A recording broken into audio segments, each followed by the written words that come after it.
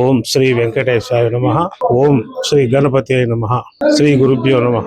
ఈ యొక్క round table సమావేశం సాధు మహాత్ముల చేత అవడానికి కారణం మన ఆంధ్రప్రదేశ్లో గత ప్రభుత్వం చేసినటువంటి లడ్డు కల్తీని మరి వారు అంగీకరించారు. దిగువ స్థాయి వారు మరి ఈ యొక్క లడ్డూను కల్తీ చేశారని తెలియపరిచారు.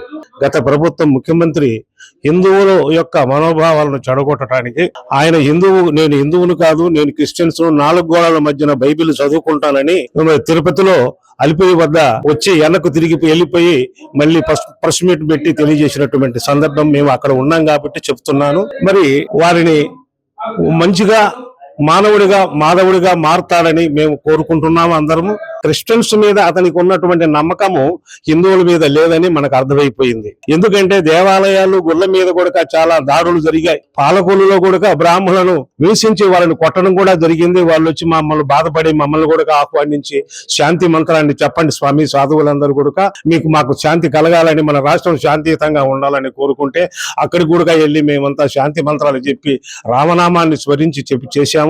మరి గత ముఖ్యమంత్రి అతను క్రిస్టియన్స్ కాబట్టి క్రిస్టియన్స్ మీద ఉన్నటువంటి మమకారం హిందువుల మీద లేదని మనకు రాష్ట్ర ప్రజలకు, భారతదేశం మొత్తానికి తెలిసిపోతున్నది.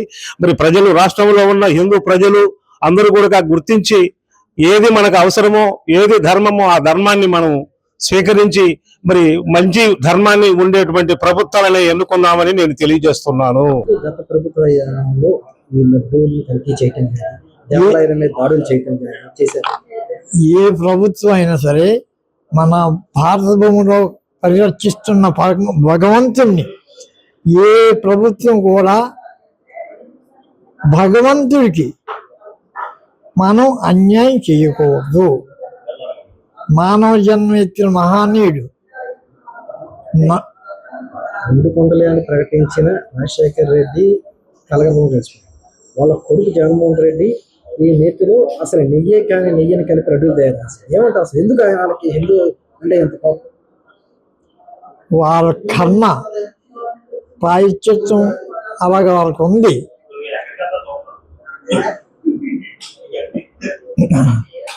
ఇదో ఉదాహరణ ఉంది. పాప పుణ్యాలు పరలోకమందు లేవు, తాను చేసిన పనులు తగిలియుండును. చేసిన పని పుణ్యమా పాపమా అనేది గ్రహించాలి. యద్భావం తద్భవతి. భగవంతుడి ఇంటికి కనిపెడతాడు. ఎవరి భావం ఎలాగుంది కనిపెడతాడు. కాబట్టి ఎవరు చేసిన కర్మలు అనిపిస్తాడు.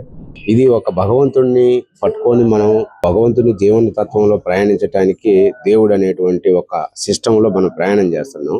అటువంటి మన ఏడుకొండల స్వామి వెంకటేశ్వర స్వామి యొక్క దేవస్థానంలో పూర్వంలో జరిగినటువంటి ఈ లడ్డు అవకతవకలు ఏవైతే ఉన్నాయో అవి ఎన్నో రకాలుగా ఉండేటువంటి భక్తుల యొక్క మనోభావాలని అది చంపినట్టే ఒక రకంగా చెప్పుకోవాలంటే.